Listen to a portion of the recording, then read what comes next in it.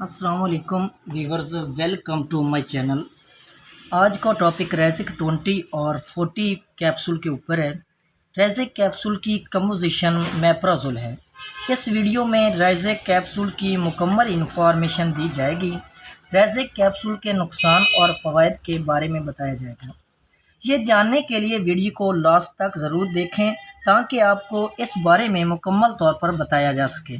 Video देखने से पहले हमारे चैनल को सब्सक्राइब और लाइक कर दें ताकि तमाम वीडियो आप तक बआसानी पहुंच सके। रेजिक गैट्स फार्मा की प्रोडक्ट है जो एक बहुत ही अच्छी क्वालिटी की फार्मा है।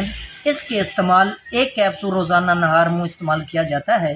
ये कैप्सूल मैदे की दर्द, तेज़ाबियत, गैस, अल्सर, अफारा, मैदे की हर किस्म की बीमारी के लिए इस्तेमाल होता है।